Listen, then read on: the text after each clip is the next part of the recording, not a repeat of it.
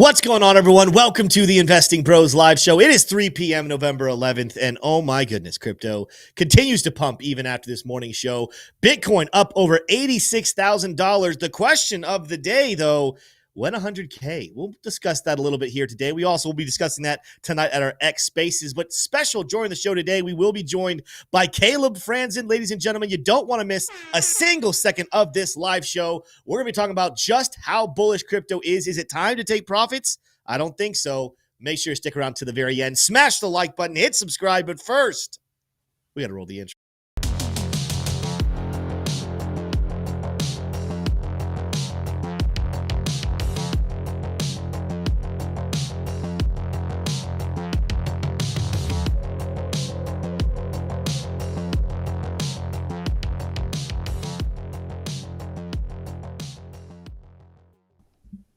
Here we go. We got Caleb Franzen in the building.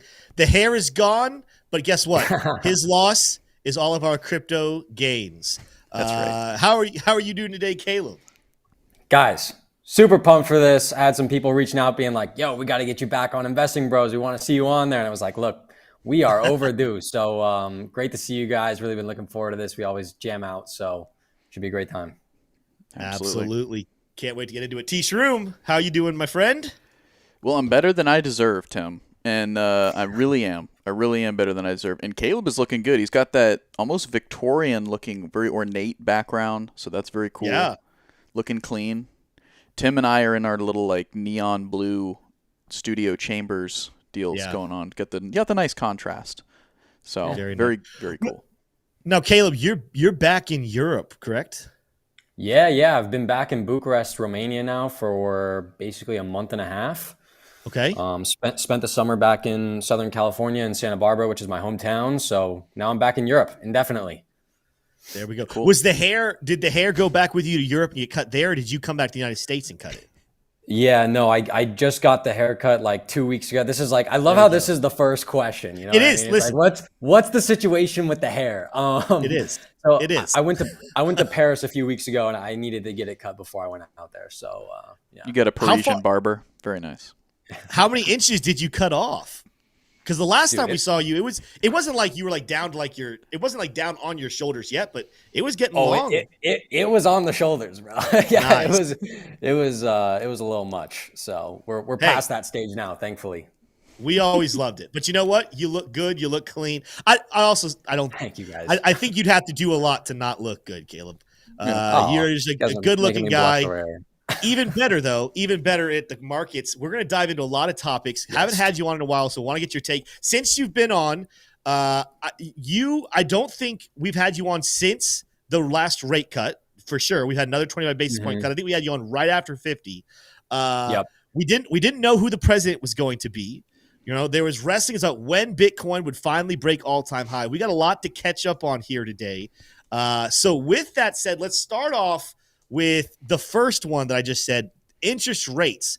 Now, this has been a big topic that you've been kind of one of the leading indicators of helping people understand what to expect from an economic standpoint. Overall, how do you view the markets right now in terms of the economy? I heard something interesting the other day. I want to save it till afterwards, but I want to just get your overall take.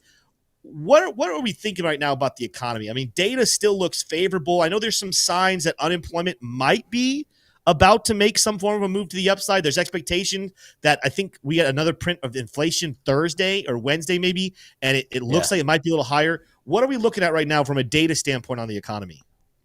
The data is the same as it's been for the past 12 to 18 months, right? We have resilient macroeconomic data. We have resilient labor market. We have resilient consumer. I mean, just last week, I think we got new consumer sentiment data that's showing it's basically its highest levels in months and months and months, right? And so that's obviously fantastic. I know we had really disappointing labor market data come out a week or two ago, but I think we also kind of need to contextualize that against the ADP private payroll data that came out just a few days before that, which showed 233,000 jobs were created that month in October, right? And so again, we're going to have a little bit of contrast here in the data. Unemployment rate still at 4.1%. Wage growth is actually accelerating while disinflation continues. So what that means and what that tells me is that consumers are seeing Their real wages are both positive and growing, right? And that's fantastic, especially as asset prices are hitting new all-time highs. So that's across the board, right? Whether we're talking about stocks, whether we're talking about real estate, whether we're talking about crypto. So not only do we have an income effect to boost demand, we also have a wealth effect to boost demand, right? And so in that environment, signs still look really good. And then on top of that, we have the Fed cutting, right? Because at this point, at this stage of the inflationary, or in this case, disinflationary cycle, the Fed is no longer concerned about inflation. They are much more concerned about preventing further weakness or softening in the labor market. And so they are, for the first time, basically in the history of my experience in markets, which is basically 11 years, I think this is probably the most forward-looking that the Federal Reserve has been, trying to be anticipatory and preventative in their policy rather than reactionary. That's a great thing for this market environment.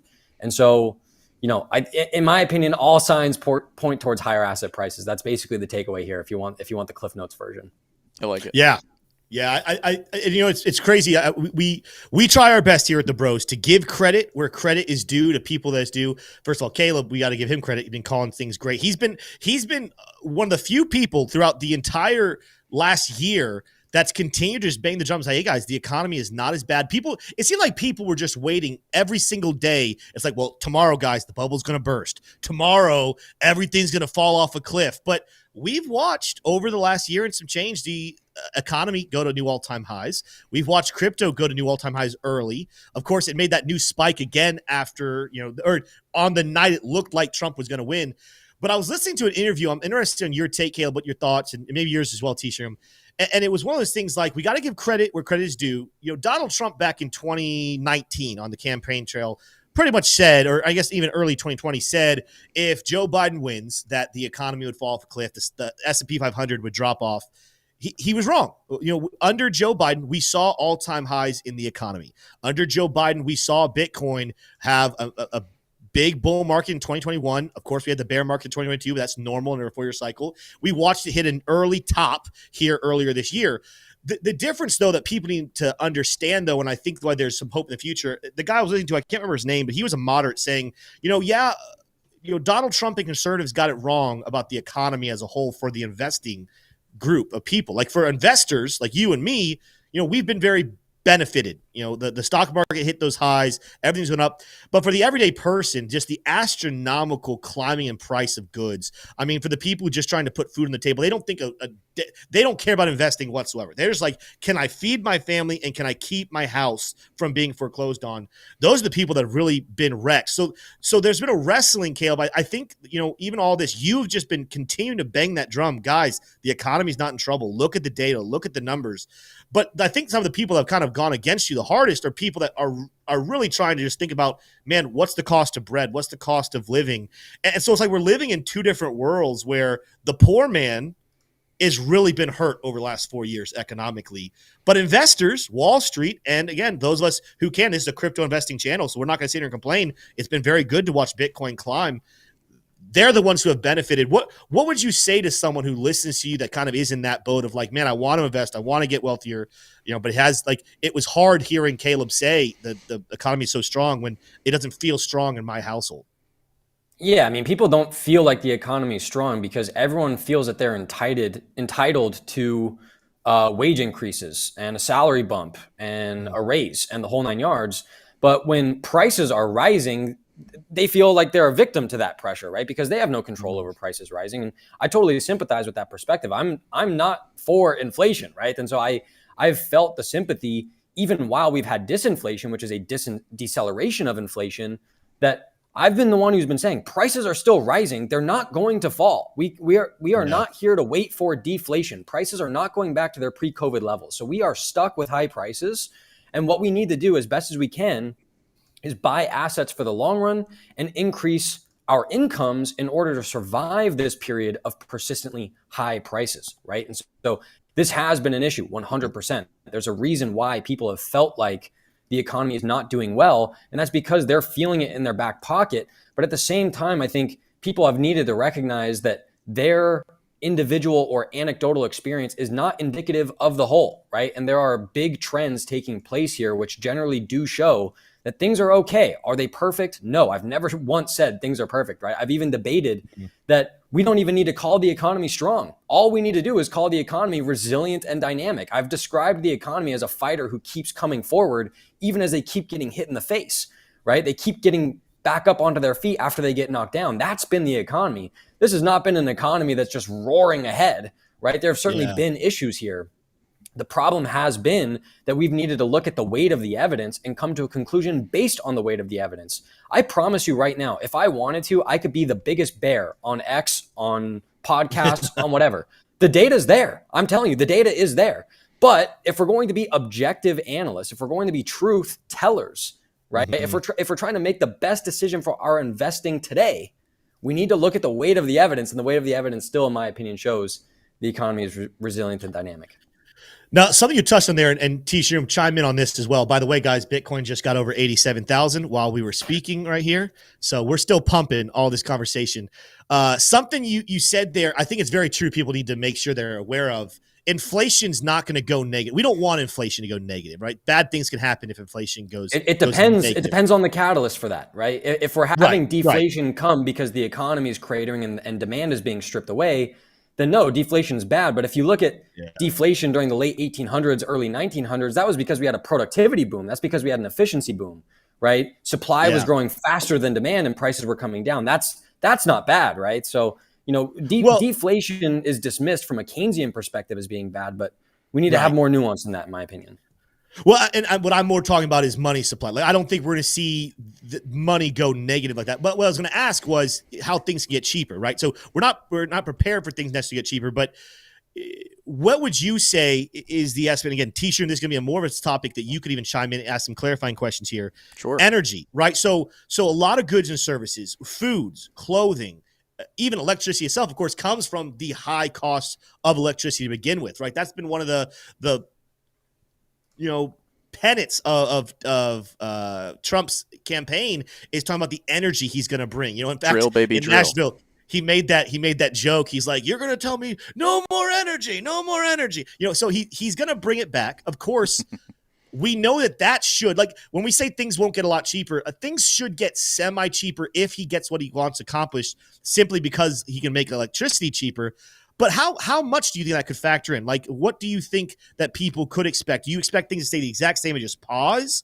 Or do you think things could become cheaper under a Trump presidency with a whole lot cheaper energy? I mean, I think one thing that's important to recognize, Trump was campaigning, right? So he wants to make it sound like he's going to come in and things are just overnight going to get better. Maybe they will. I'm hoping that they will, right? Where I think we should all be rooting for the president of the United States to have success. Yeah. That's what I did when Joe Biden got elected. That's what I did when Trump got elected the first time, and I'm going to do it again the second time around, right? So I think one thing that's important to recognize here, T-Shroom, if you don't mind sharing my screen, the United States is already producing the most amount of oil in U.S. history and the largest share of oil in the entire world, right? And so from that perspective, right, we are already drilling, right? This is already taking place. So if we do more of this, that would certainly help to bring oil prices lower. Right. I think one thing that's important is if we do look at crude oil futures, we are down here right on this massive support range that's really held into effect since the end of 2022. My general belief is we are going to break below this. We're going to fall below $60 a barrel for the price of crude oil futures. So I think we're going to get that breakdown on the back of higher global output, right? So I think that's really important to contextualize. A lot of bears will look at this chart and have looked at this chart and said, oh, oil prices going down is indicative of weak demand. I keep coming back to them and I keep saying, no, oil prices are going down because crude oil production is at all-time highs, right? I mean, we can't just ignore supply side economics, right? There's demand and there's supply. That's how we get equilibrium, which is price, right? And so if we're only going to look at the price of something and just come to a conclusion about demand, that's completely inaccurate and farce, right? So we need to look at the supply side here as well.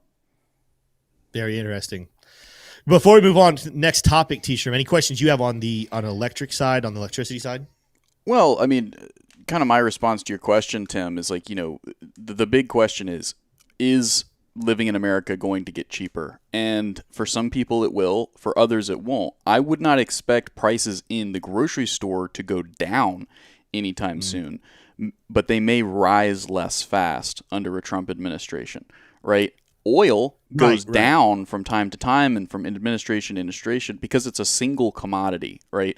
But if you go and buy a box of Cheez-Its, there's multiple commodities that have gone into that, whether it be corn or soy or the powder, the cheese powder, or the oil that it takes to power the trucks to get it from distributor to the grocery store. Yeah. And so all of those inputs are cause a less probability of the price going down, right? And in the same way, oil, it's just one commodity. Now, there's a lot of inputs into refining oil, but at the end of the day, either it's at a gas station or it's not. It's not so much that there's some complex thing going into it that could totally distort the price, like a pound of beef or a box of Cheez-Its or cereal or a soda pop or something along those lines.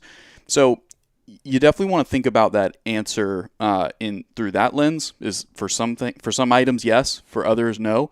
And the more it's a raw commodity, the less the answer could be yes, that prices could come down.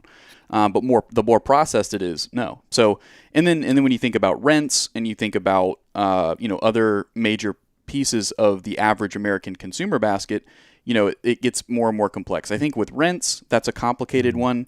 Those typically don't really go down. Sometimes they can, but usually those just go up. And so again, it's not so much that prices are going to come down. It's more that they'll slow their increase. And then, in theory, wages will catch up with those. And then, that's how the poorest people are able to stop being poor. So that's kind of my thought there. Will we see that under Trump? In theory, we should, especially with lowering taxes. But the part that scares me about the Trump administration is the wholesale cutting of government spending, right? That's recession. That could potentially lead to a recession if they try to do that too fast.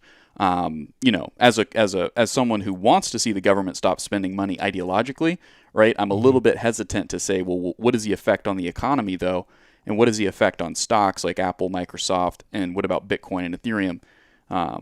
So that's kind of my thoughts on the outcomes of the Trump administration and what we could expect. Yeah, I think that's going to be interesting. We could spend a long time talking about that topic, but I want to go ahead and transition into the next one. I said it, we haven't had you on since the last rate cut. We just days ago got the second rate cut of the year. This one, 25 basis points. I was following you on X, so I love to follow. There's a couple people I watch. I'll watch what Ben Cowan will post. I'll watch what you post. Loved following your page during that. Got some great bits from good old Jerome Powell whenever Donald Trump's name was mentioned. But before we move into like the funnier side of it, I want to get your take on what's happening right now when it comes to rate cuts. Larry Fink, about a month ago, kind of warned that we might only see another 25 basis points, pretty much predicting we would get one in November, but then we're going to end up pausing in December. Are you in the same page there with Larry Fink? Do you think we continue the cuts?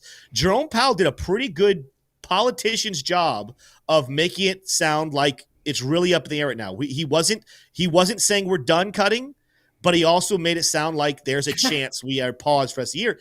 What are your thoughts about the future steps of the Fed? And what are your responses about that meeting in general? The Fed is not done cutting, right? I mean, over the next year, they're going to go down to 3.5% on the effective Fed funds, right? So I think today we're at 4.5 or somewhere around there. So we still have at least another 100 basis points over the next 12 months for them to cut interest rates. There's a good chance that they'll probably even do more than that, right? They have significant room to cut here with inflation. I mean, look, guys, headline CPI ex shelters at 1.1% year over year. So, we do not need a effective Fed funds rate above 3.5% in this environment, in my opinion. And so, we're going to get another cut in December. That's my opinion right now. That's what the bond market is telling me, at least at this particular moment. As you guys know, I look at that 3-month Treasury yield chart. That's telling us where yields are likely to go in the very short term. So that's telling us to expect another cut here. The thing about Powell, and the thing that I've said in the past on your guys' show and plenty of others, is that he's, in my opinion, the greatest central banker of all time because he does an amazing job of maximizing their optionality for Fed policy going forward. He does not tell the market exactly what they are going to do in the next meeting or the meeting after that or 6 months from now or anything else, right? And so it's only those of us who have studied the Fed for the last 10 or 11 years or longer in many other people's cases who are able to really read between the lines here and recognize when the Federal Reserve makes an inflection point in policy, they are steering a Titanic-sized ship here, which is the U.S. economy. They do not make they don't steer like this and then steer like this and then steer like this, right? They move very slowly in one direction. And so that's what the Fed is doing. And so barring a major shift in economic conditions, which I view as very unlikely, the Fed is going to continue to steer that ship in a very slow and calculated manner in the same direction. And so that tells us we've reached that inflection point in policy with the first Fed pause last June. I infamously came out at the time and said the Fed is done hiking rates. They did one more 0.25% hike after that, and then they were done, right? And now we've had that official cut in policy. They came out decisively with a 0.5% rate cut. They've now matched with another 0.25%. My general opinion is they will continue at this quarter point cut pace going forward until we see a material shift in economic conditions. Yeah. Well, Caleb, I have like 1,004 questions I want to ask you, but I think, let's do a 10-hour long pod. No, I think people would really like to look at charts, and this I want to throw it over to your chart, what you're seeing. That's the big question. When 100K, we kind of flirted with more recently. We might not be shooting high enough to ask for only 100K by end of year. We're not. I don't know. I don't know if you're tracking this. I'm not saying we're going to repeat it, but if we were to mimic 2020 and how 2020 ran post the election, if Bitcoin mimicked it, we would be at $150,000 by the end of the year. Now, again, that's pretty high, but just how high could we actually get by end of 2024? What do you see happening right now in the charts? What would you tell people to keep an eye on? I think you guys asked me when I was on the show when we were doing these basically every week, like, can we get to 100K by the end of the year? And I said, why are you so bearish? Of course, that's possible, right? And so, look, I think at the end of the day, guys, whether we get to 100K on December 15th or March 1st of 2025, it doesn't matter, right? Whether we get that rich in a month and a half or if we get that rich in 3.5 months, it doesn't matter, right? So what matters here is the trend, the underlying direction of the market, the broad-based nature of what's happening in stocks, finally the participation now in Bitcoin, and we're seeing broad-based increase in risk appetite throughout the entire crypto ecosystem. This is what matters, right? And so I would urge people, have price targets, but don't put a due date on them. Why limit, where the market needs to go and when, right? Focus on the structure, focus on the TA, focus on the statistical indicators, but we don't need to rush this process, right? And I still even feel like a lot of people are calling for a market top sometime in 2025. I infamously came out in the middle of last year when price was trading around 30,000 and published my 175K price target. Remember, that's my cycle price target is at least 175,000. So notice what I'm doing here. I'm saying my cycle target. So when I came out with that in 2023, people were saying, is that what we're going to get to in 2024? I said, don't know, don't care. It's my cycle target. Right. The second thing is at least 175,000. So I come to that 170, meaning it can go higher. Exactly. Right. So I'm not going to tether what this nice little joke there. Actually, I'm not going to tether what this bull market can do. Right. I'm not going to try to limit it or anchor what it can actually do here. Let's see what this market can do. Right. What if we don't have a recession for another 3 years? What if the stock market keeps trending higher on the back of strong fundamentals? Bitcoin doesn't need the top sometime in 2020. Like, why limit this? Let's pause there for a second, Caleb, because I'm feeling really good having you on here. You might get some hatred off my back here. Did you just say that you think there's a good chance the bull market doesn't top out in 2025? I don't know. I don't know, right? I mean, I've been running with, and some people enjoy it. Everyone likes to hear they're gonna make more money, but I've actually even, T-Sham, I don't know if you've seen this. I've seen a couple comments in the comment section recently saying that we're wrecking people by talking about this potential extended bull market. But I'm sitting here and I'm just looking at how things play out. And I listen, if retail right now, I think maybe you disagree. Tell me if you disagree, Caleb. Retail is expecting the 4-year cycle to stay continued, right? Retail is saying, hey, guys, we're going to do the same thing we've done the last couple of times. But the deal is, and I've said this before, so everyone who watches the show daily is going to be like, all right, here goes Tim on his reasoning, his spiel again, but I want you to hear it in case you haven't. From 2009 to 2013, the first time we saw, a top 4 years after the beginning, that's nothing, right? That's just a thing.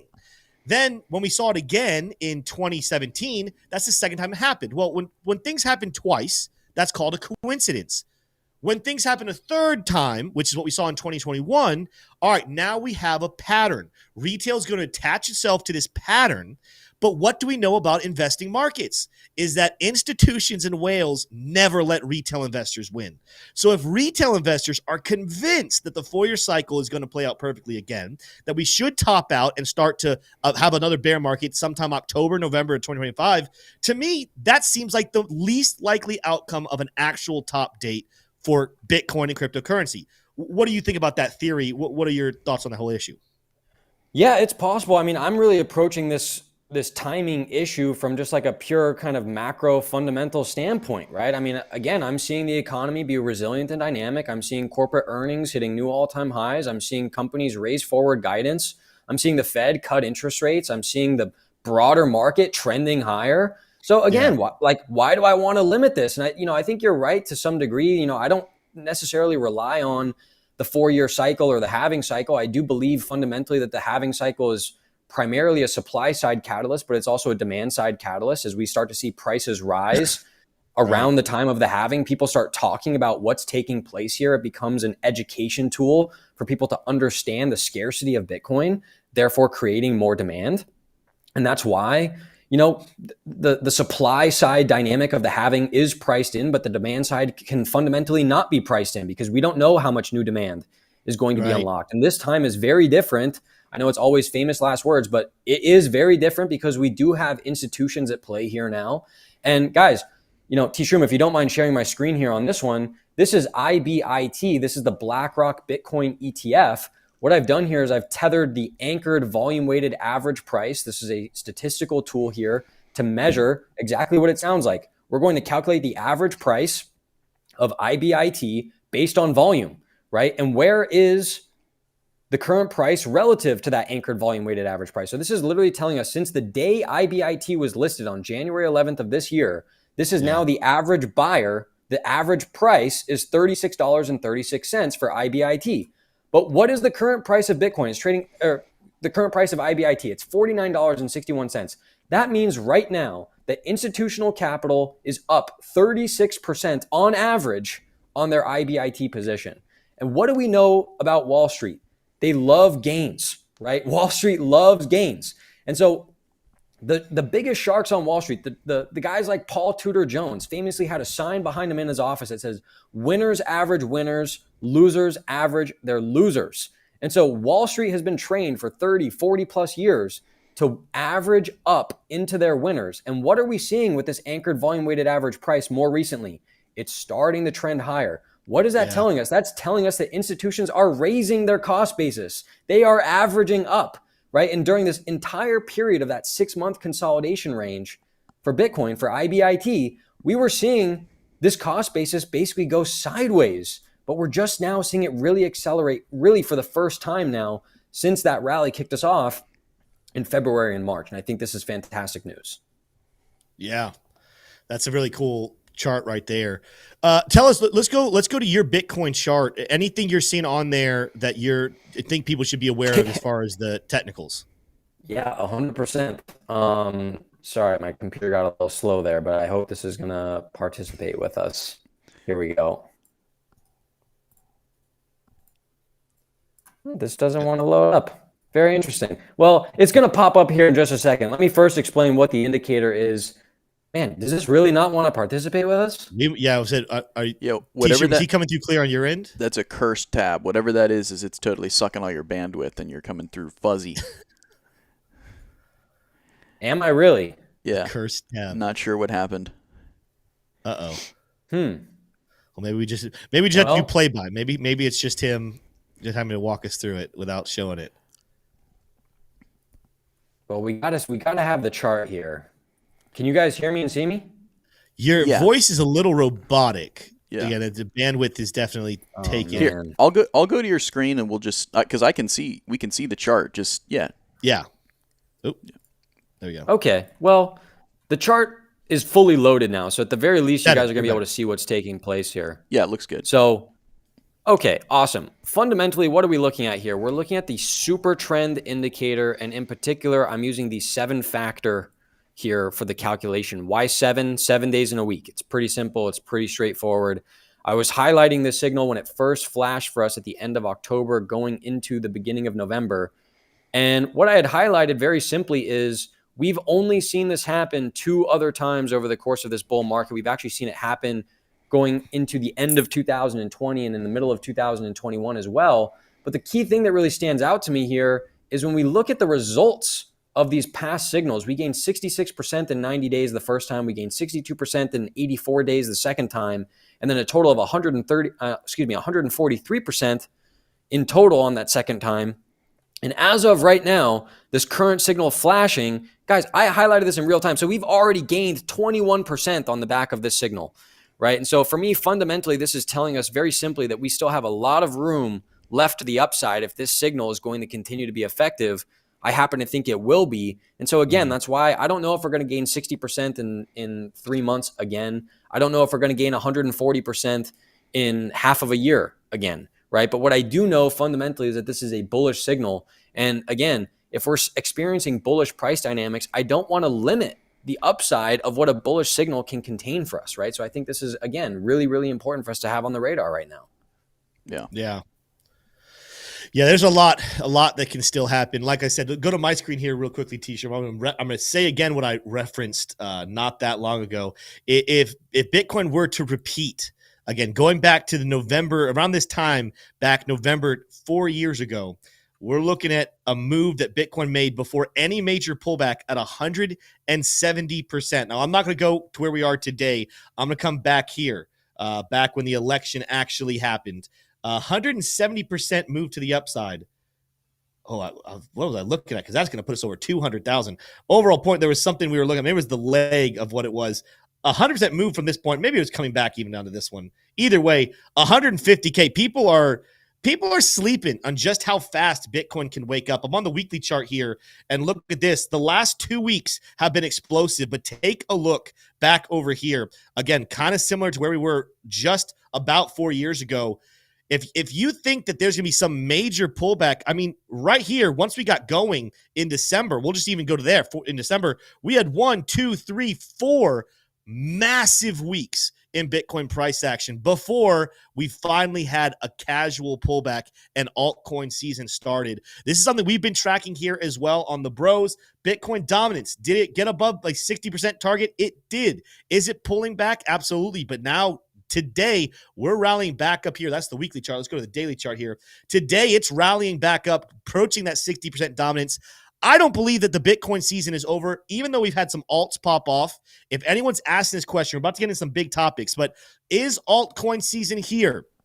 Maybe. I don't think so, but maybe it is. But at the end of the day, we're not going to know until this Bitcoin dominance chart goes much, much lower. Go back to my screen one more time, T-Shroom. We've been tracking this long-term support level. We didn't even lose a short-term support level right here, guys. Like this line right here has not even been lost. Bitcoin dominance is still so very explosive. Why is that important? Because guess what? We're tracking when will it have some major correction. 4 years ago, it happened in December of 2020, January 2021. I still think we're making a run into December. There's a chance even into January. But again, I'm still a fan of end of December. I think the Bitcoin dominance starts to fall off. I think that's when altcoins really, really make a special leap. But we'll have to continue to track that one. Last question before, and Caleb, you're more than welcome to stay with us through all the stories we have today and give your takes as well. But my last question for you scheduled for this, and then we'll get into stories, is are there any altcoins? I just mentioned I don't think it's alt season yet. I don't know if you ever thought about alt season, but are there any altcoins you're keeping your eye on? I know you do a lot with Bitcoin. That's the one you're mainly focused on. But are there any alts catching your eye that you're gearing up for an altcoin season does officially pop off? Yeah, I mean, Solana, right? I mean, I think it really just kind of comes down to that. I came out pretty significantly in August claiming to sell my Ethereum position and just rotate all that capital into Solana. Mm-hmm. And fundamentally, I mean, that was because the Sol ETH chart looked fantastic at the time. And, you know, we had broken out to new all-time highs here in August, right? This looked like a massive cup and handle formation to me. Here's your cup. Here's your handle. Here's your breakout. the beautiful thing was we flipped the former all-time highs now into support, right? Perfectly. And during this entire phase, what were we doing? We were making higher lows. So in a bull market, you need two things. You need higher lows, and the second part is you need higher highs, right? And so what have we done now? We've made another set of higher highs. And so as I look at this chart of Sol ETH, I see no reason to rotate out of Solana in favor of Ethereum until we see fundamentally this chart start to reverse. And I don't know if that's necessarily going to happen. So the other thing that I've been looking at as well is very simply Sol BTC, right? So if you're not going to be in Bitcoin and you're going to rotate into altcoins, shouldn't you at the very least be in something that's outperforming BTC?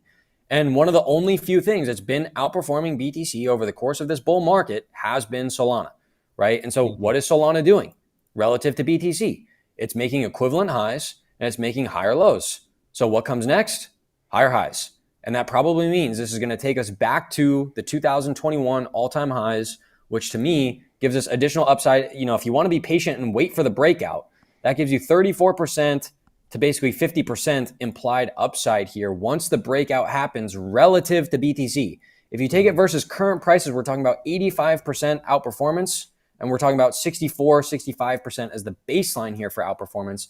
I also want to highlight one more thing here with Solana dominance, right? Because we can obviously talk about BTC dominance, but look at Solana dominance. This chart right here is amazing. We're above the 2021 all-time highs. We're continuing to make higher highs and higher lows through this period, right?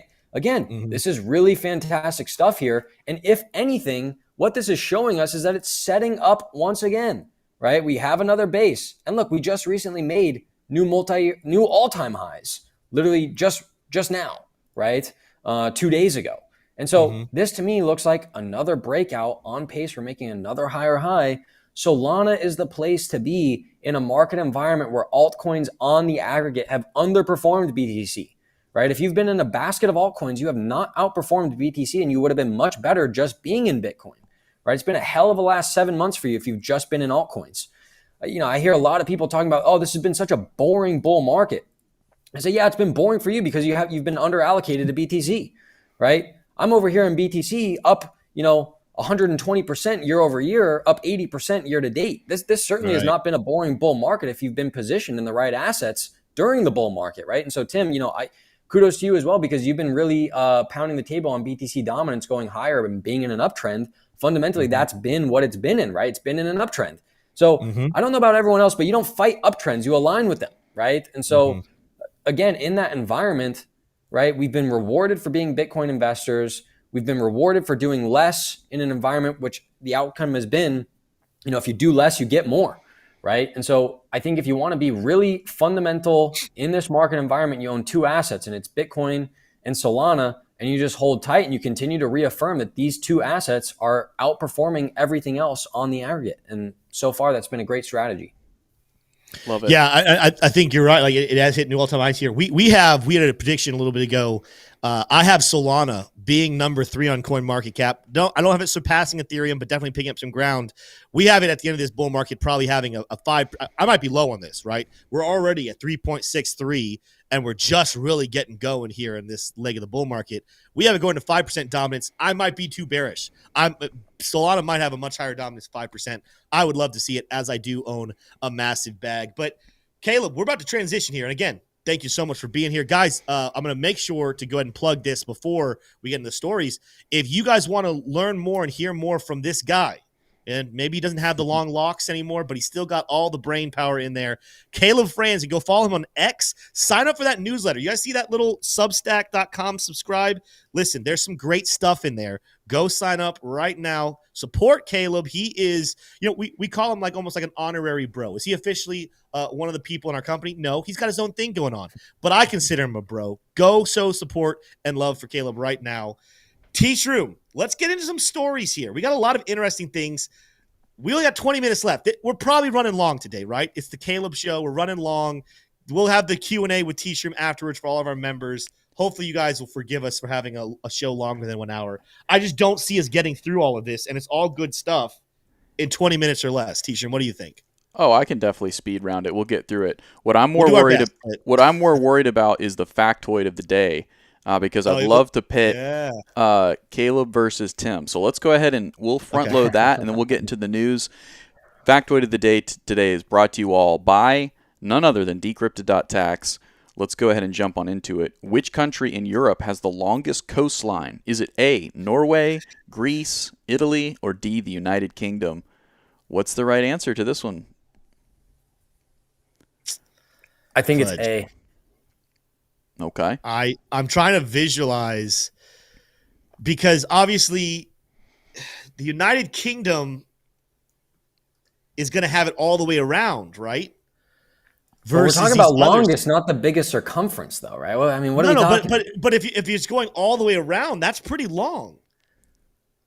Like if you start at point A until the next point where it doesn't touch an ocean, that's pretty long. So I'm leaning towards, Italy's got a little bit. It's like a little peninsula thing.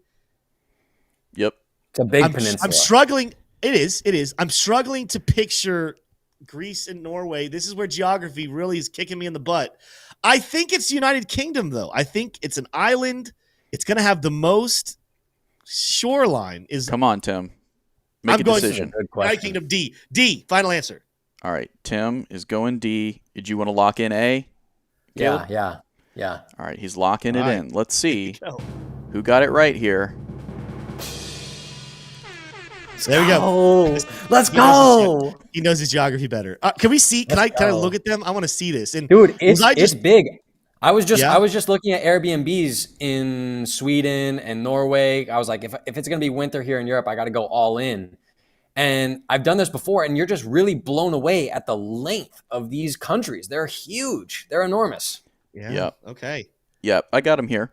We got them locked in. United Kingdom here in green. It has a lot of coastline. A lot longer than I thought. But Norway is just got even more coastline. So Norway's huge. I still want to make. I don't know if this is being factored in. Right, Norway's got a very long coast. Go back to the map real quick. Let's just talk about the United Kingdom for a second. Right. So technically speaking, the United Kingdom. I mean, doesn't the United Kingdom include Ireland? Isn't Ireland part of the United Kingdom? Am I wrong on that? Ireland, Northern Ireland, yes. Ireland, the country, no. And I'm just saying, let's just go back with all those ridges. Are we certain? Are we certain that this is not a technical problem? That around the UK, let's just even call it what that map said is the UK.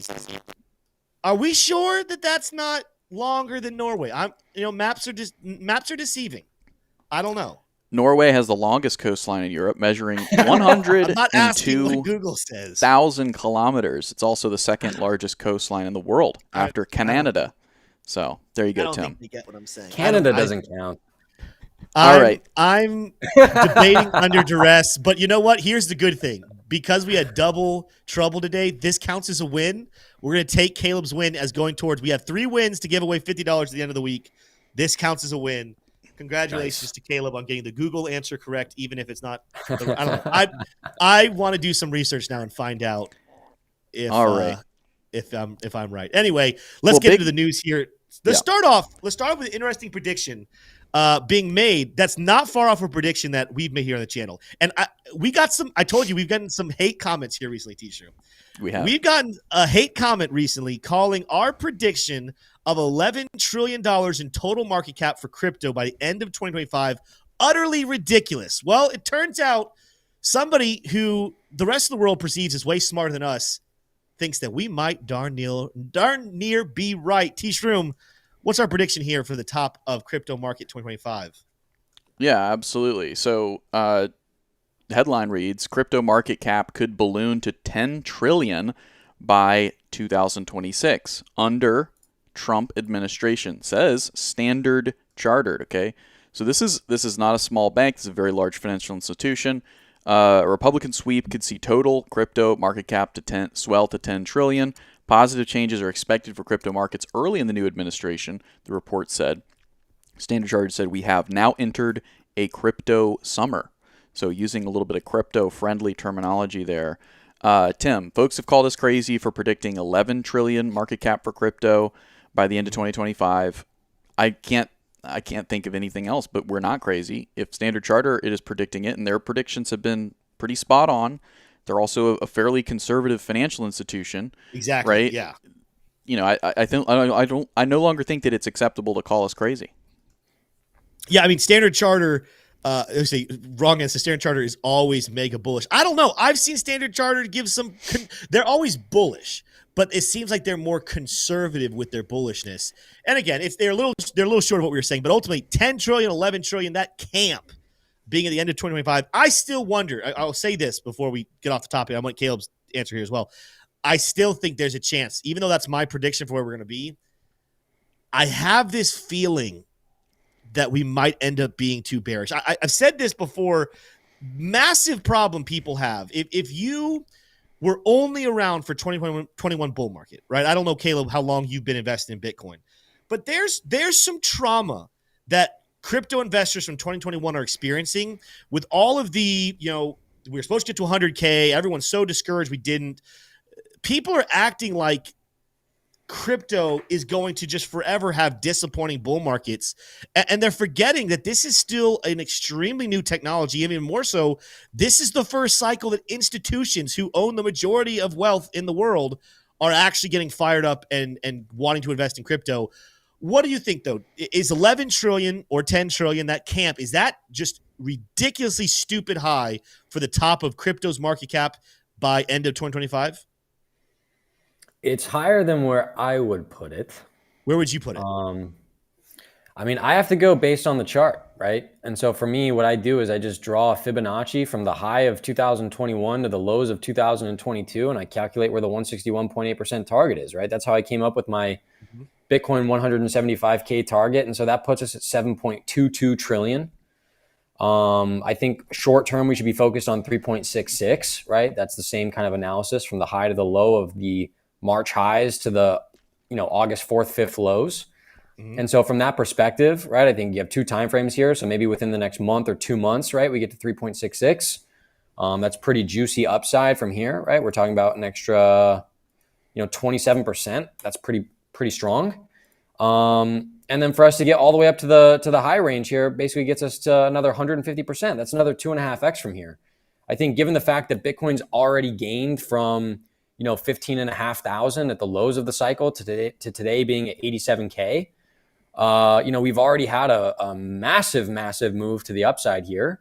And if we're still talking about another at least 2x to the upside in BTC, why can't alts on the aggregate gain another 3 to 4x from where they're trading today? And, so maybe, if we want to talk about my at least 175K price target, maybe if I'm going to be consistent on that, I'm going to say at least 7.2. So I won't rule out getting to 9 or 10 or 11 trillion.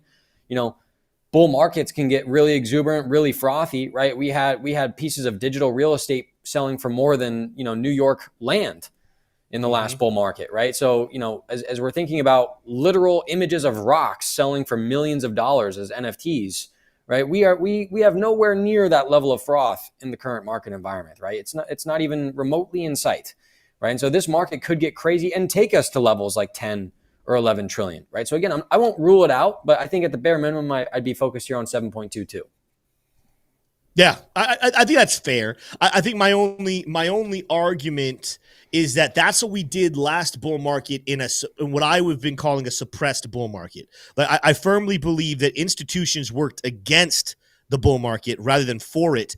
I think with their addition, I think people are just living in a little bit too much trauma saying that we're supposed to match expectations of the last bull market. I will say, I think that this could be a bull market that potentially outperforms, and then the next one, people get disappointed again, right? In a little ways, even though Bitcoin's not brand new because, it's been around now for 15 years almost, it's brand new when it comes to institutional adoption. Like this is their coming out party of saying we're going big on this new asset class. I mean, we've talked about that before, that people have recently in the last couple of months compared, I think it was actually Larry Fink, in a way compared Bitcoin to, he's like, buying it right now, if you're avoiding it, it's like acting like avoiding the cell phone back in the 80s or the 70s, avoiding the internet back in the 80s. Like people, if they could go back and invest in those then, they would do it in a heartbeat because they knew how explosive it would be. At the time, it seemed risky. There are people saying, I missed out in those two great investments that changed the world forever. I'm not missing out on this one. I don't know where exactly it's going to be perfectly because it's so hard to predict. I just have this feeling that nobody is really ready for just how bullish Bitcoin specifically, but I think the whole crypto space could be in the next year and some change. Yeah, and just really quick, like Standard Chartered is not, it's not a website where they publish information. It is a bank that issues financial guidance to other investors. This is their total assets are $822 billion in assets. Okay, That's it. and operating income, they make $5 billion in 2023. Okay, so they're not just sitting there like on BuzzFeed or like CNN or TMZ, like saying things to try to get people excited. They're issuing guidance on Tesla stock, on Microsoft stock. And, that those are less tantalizing and interesting because the number's not as big, number not go up as much, right? But Right. it's still as accurate as the same institution putting out that same data. So bullish, we're not crazy. And there's somebody else who's not crazy, Tim, and it is this man right here. Michael Saylor's MicroStrategy buys another 27,200 Bitcoin for $2.03 billion. And that was, I believe that was today. So huge buyers coming into the market. It's not the news came out today. Did he do it right. yesterday? Like he probably did it yesterday. The man probably is a whole lot. That they announced the dates. Worth a lot more. Mm-hmm. Well, if you take a look. Go ahead. Sorry. He had announced the dates in his post earlier today. Mm-hmm. So if you remember what they were, you might be wondering, well, is this the first time that MicroStrategies has bought Bitcoin? It is not. If you look at this map right here, if you look at this chart, you can actually see the amount of times it's been purchased. Well over probably 30 times. You can also see the prices that are purchased, and you'll notice that while they try to avoid the tippy tops, they definitely can buy the tops occasionally.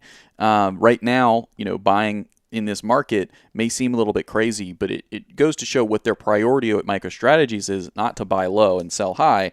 It's just to buy, right? It's not so much of a trade for them at all. It's a acquisition of a resource, similar to a mining company that would want to go out and mine oil or nickel or some kind of iron ore or something like this, right? Mm-hmm. MicroStrategy's approach to Bitcoin is similar. They just want to acquire the asset, acquire the resource.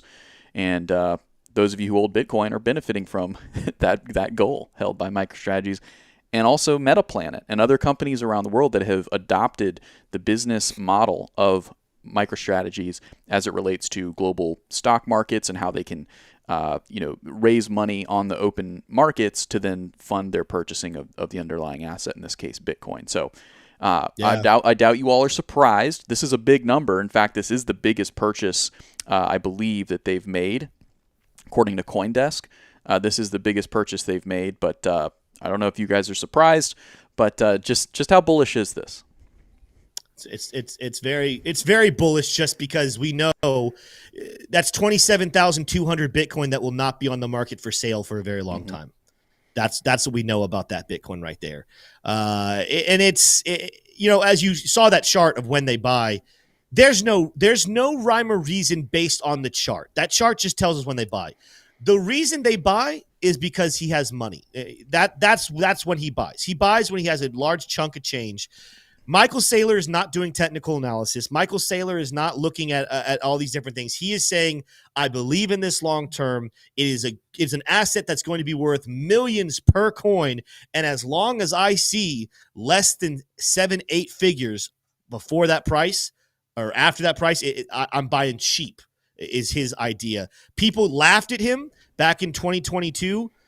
I don't know if anyone's laughing at Michael Saylor today. One bit. He is going to be the wealthiest man on the planet because he has gone so hard after going on Bitcoin. Just give him a little more time. He's coming for Elon. Yep, absolutely. And this should help answer the question that some people are asking in the chat. FPL Seb said, can someone help me, please? Should I buy Bitcoin now, or is it too late?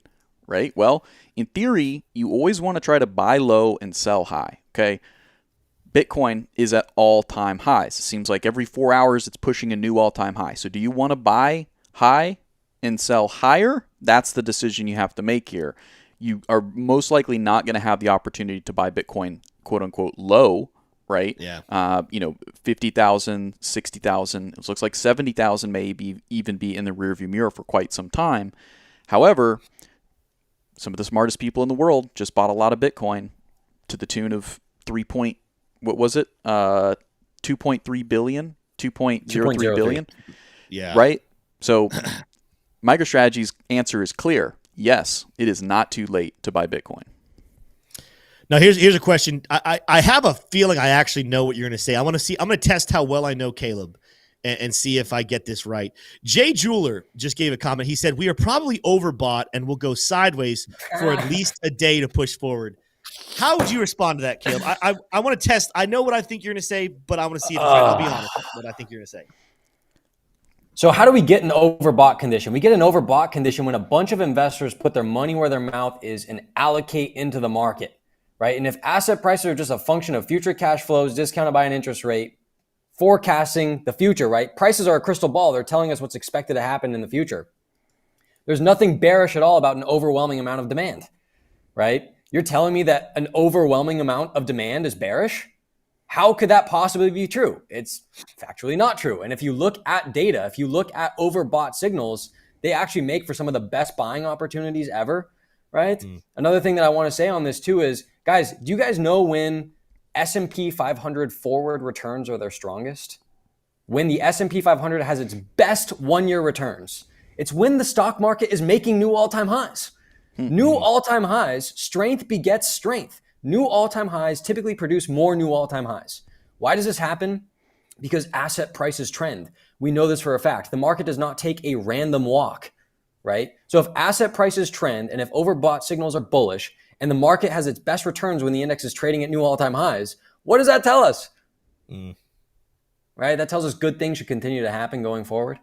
Yeah. Right. So that doesn't mean that we should be blind to risks and close our laptop and, take on 10x leverage and not control and manage risk. But it does certainly tell us that our bias should be to the upside. Right.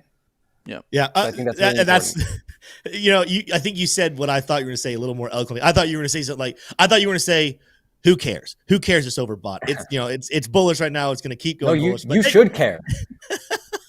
You should care. It's the most bullish thing that you can hope for, right, is an overbought signal.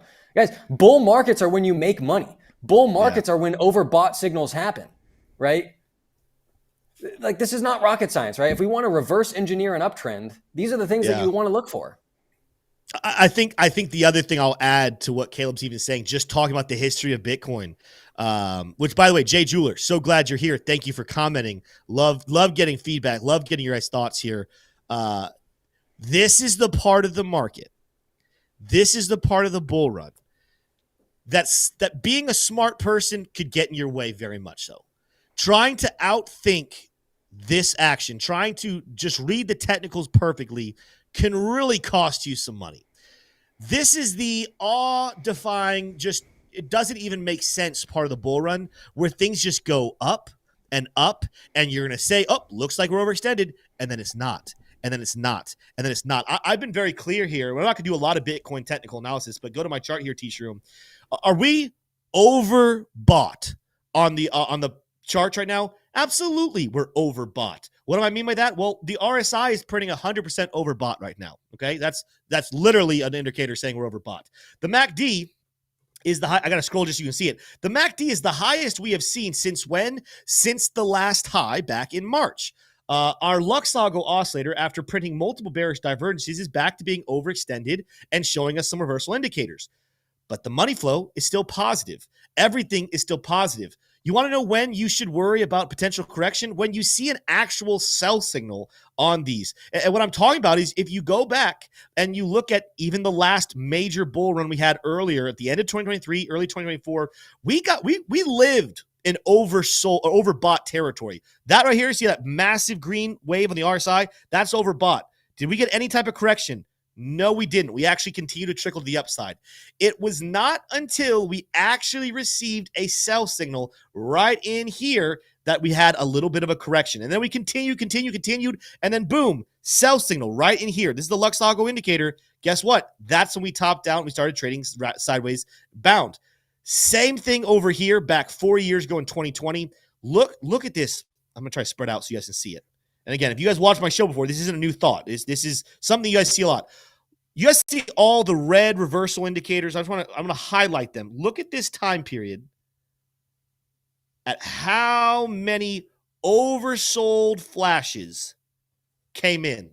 But look at that same time period of what the price looked like. There's not a lot of negativity there whatsoever. Why? Because, ladies and gentlemen, this is what we call a bull market. Bulls are winning. Buyers are winning. Sellers are losing. Don't be a seller right now. This is not the time to be a seller whatsoever. This is the time where the bulls win, even if the charts say you're overextended. You got to wait for actual concrete bearish price action. And even then, it's going to be extremely minimal pullback before the rally continues. I think we have at least until April or May of 2025 before we even see a hesitancy in price, let alone I think the bull market continues into the end of 2025, and it could. You guys know my theory. I think we go into 2026. Who knows? Maybe even beyond. There's the short Bitcoin TA for the day. I'm trying to think if there's anything else. There's one more thing we not cover. We've been so bullish here, T-Shroom. We're going to leave everyone on a weirdly bad note. It's not a bad one yet, but there is one thing that if you want to be a bear right now, if you want to focus on and say, hey, watch out, guys. Watch out. Don't get so fast.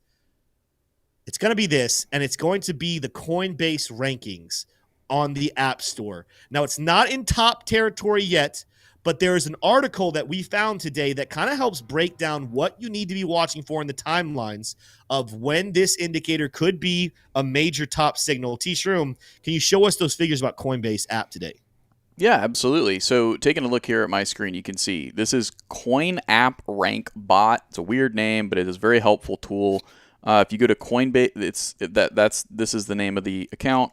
It's not associated with Coinbase. And if you look at their latest post here, it tracks where the Coinbase app is in terms of the Apple App Store ranking. Okay, so you can see that it has gone up 58 slots. And it is now at 58, and in finance apps it's at 4. So it's not in the important indicator historically has been Coinbase getting into the top 10 of all apps on the Apple App Store. Okay, so we're not there yet. We're quite a bit a ways from that actually, but it has traveled 81. It has flipped 81 other apps today or yesterday it would be. So. Not quite at the top yet, right? But making quite a bit of a move to the upside. Why is this important? Why should you care about this? Well, because the amount of people out there that are downloading Coinbase app is significant, statistically significant when it has gotten into the top 10. That has usually correlated with the top of the Bitcoin market. Why? Because retail, you and me, people not working at a trading desk for Goldman Sachs or JP Morgan, right, or on behalf of a family office or some very large institution, they're turning to Coinbase to acquire cryptocurrency. Okay, institutions, they turn to other services. And so what this means is that when retail is downloading the app, the Coinbase app, more than TikTok, more than Instagram, right, more than the ESPN app, that means that all eyes are on this market. And when you have something like that in any market, when you have full potential, you have the entire market paying attention, that's the top because there's no more money to allocate into. Now, we don't know exactly how accurate this will be this cycle. Of course, we're looking at the history and we're trying to apply it to today. But this is moving quite rapidly. It's still not in the top 10, but Tim, what's your read on this? Do you think that we're in trouble of topping out quite yet? So, yeah, we're going to keep going here a little bit longer. We still have, by the way, we have 930 people in here. I think at one point we touched almost 1,000. But we only have 341 likes, right? Great like number, but we can get the likes a whole heck of a lot higher. My read, though, while everyone's smashing the like button, is this is going to be an indicator to watch T-Shroom. And I think that there will be a form of a correction when it reaches the top 10. Why? Because it's what people have been warning, right? So I think we should track it, especially if we want to trade and want to move this. There's going to be some sort of a sell-off when it happens. But kind of what you just warned right there, is this another trend-breaking system where, yes, retail is heavily involved, but this time with the backing of large institutions, do we just keep that bull run going? I've said this, and this is part of my theory for the 4-year cycle ending this cycle, is I also think that large institutions like Michael Saylor, but then now also BlackRock and Fidelity and several others, they want to find any excuse they can get to shake up some of the long-term retail holders who still own a lot of Bitcoin. You got to remember, we got thousands of whales that own thousands of Bitcoin. Not all of them are institutional players. Some of them were just regular retail buyers like you and me who bought early, who bought a lot, and they don't sell unless they have a good reason to sell. I wonder if this is going to be a market where there's a lot of fake outs. And we got so used to when you hear the word manipulation, we just automatically jump to negative. There's a positive form of manipulation as well in terms of price action. What I mean by that is manipulation, yes, when you think it's going to go up, they manipulate it back down. But when you think it's about to go down, manipulation can come in and force the price further to the upside. So this is going to be a story that's interesting to track as far as where the Coinbase app rankings really does. I do think there's a short-term sell-off when it reaches the top 10, like historically it will. The question, though, is does that sell-off equal a full-blown bear market like the past, or is it only temporary and then the bull market continues as the institutions pick up the difference of retail sell-offs? Caleb, any thoughts about that story? And then I have one more story we have to cover before we end the show today. Sure. But I want to throw it to Caleb for his thoughts on Coinbase app rankings. Yeah, I mean, it's going to go to number one, right? So, I mean, as far as I'm concerned, it still has progress to go. So, again, we're seeing all these overbought conditions. Those are bullish. We're seeing Coinbase app trending higher in the ranks. You know, again, I mean, we're in a bull market, right? That's all we know factually is we're in a bull market, right? Asset prices trend. We're in a bull market. We're in an uptrend. You have a choice now as an investor. Do you align with that trend or do you fight it, right? Yeah. And fundamentally, that's what's at stake here, right? You can align with trends. You can fight them. Trust me, I've been doing this now for 11 years. It's always better to align with them than fight them. Yep. Absolutely. Listen, people, Caleb is tired of your crap. Stop being bearish because he's tired of it, all right? Just be bullish. Just do better. If you're not bullish in a bull market, you are literally failing as an investor. It's that simple. True. We're here to make money, aren't we? When do you make money? When asset prices go up. When do asset prices go up? In uptrends. When do uptrends happen? In bull markets. So if you are bearish in a bull market, you are literally failing as an investor. Yeah, absolutely. Well, Don't Caleb, go on Crypto Savvy's show. Caleb, we love having you on. Invite me on. I'll go on a Crypto Savvy show. Come on, let's do it. Yeah, we love having you on. And we love bringing new faces to our audience here at Investing Bros. We're going to be doing it again tonight on our X Spaces. Join us at 8 p.m. Eastern Standard Time. We're going to be having on Chris Inks. Chris Inks is a 30-year market veteran and has a lot of wisdom and is really, really cool. Great mind there of the market. So we'll be hearing from him again, 8 p.m. Eastern Standard Time. You'll be able to find us in the link down below for our Twitter account on X Spaces. So check us out there. And we'll see you there, 8 p.m. Eastern Standard Time. Tim, you said you had one more story. Last thing. Yeah, we'll just go to my screen here real quick. Someone asked in the comments, have we commented on CleanSpark yet? We're going to go into more detail tomorrow, or even we can do it tonight on X Spaces. But just as we predicted yesterday, CleanSpark had been down for trading. We predicted it would open to the upside. We have done just that. CleanSpark is up pretty significantly from yesterday. In fact, it's not been over the last couple days. The 7th, it closed at $13.52. And then today it opened up and immediately shot from $15 up to $17.60. Now that is in a camp of former resistance, right? So this whole zone, if I can grab this tool correctly, this whole zone was resistance earlier this year. Is this what sparks a rally to the upside to break those highs from earlier? I think yes. Again, this is the perfect catalyst. Why did it close down? I thought it was some sort of manipulative move so that retail would not be able to buy the dip. They would have to jump back in when prices was higher. It's looking like that was true, but we're going to find out more about that tomorrow. Oh, T-shirt. I have to ask because Caleb, you've been outspoken about the, you know what I'm asking, about the rotation, about this, the miners versus MicroStrategy. So just really quick, do you see, now that the miners are still, undervalued relative to their historic prices, would you allocate even 10% of your MicroStrategy into CleanSpark and Marathon and Riot, or is it a fool's errand? Please go to my chart. The answer is unequivocally, hell no, I don't want to sell my MicroStrategy in favor of Bitcoin miners, especially when the chart of MicroStrategy relative to Bitcoin miners, the ETF is WGMI. This is MSTR relative to WGMI. looks like this. All I see is a head and shoulders continuation pattern here. Why the hell would I want to sell my MicroStrategy in favor of WGMI, right? We were just talking about it. Asset prices trend, right? And they can also trend on a relative basis. We're talking about outperformance. Essentially, what we're trying to do here is look at the opportunity cost of owning Bitcoin miners relative to owning MicroStrategy.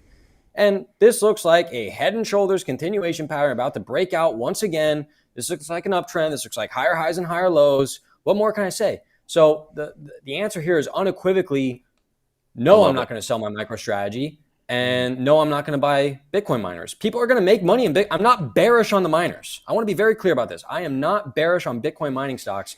I am just much more bullish on MicroStrategy. Very cool. Very cool. There we go. Well, guys, make sure on your way out, you got to smash the like button. Again, we had almost 1,000 people in here. Still have less than 500 likes. I don't know how that's possible. Go ahead and smash that like button. Go follow Caleb right now on X, at Caleb Franzen. Go follow his newsletter as well. Subscribe to it. I'm going to leave off with words from a wise man. I heard a wise man once say this. If you are bearish during a bull market, you are failing investing.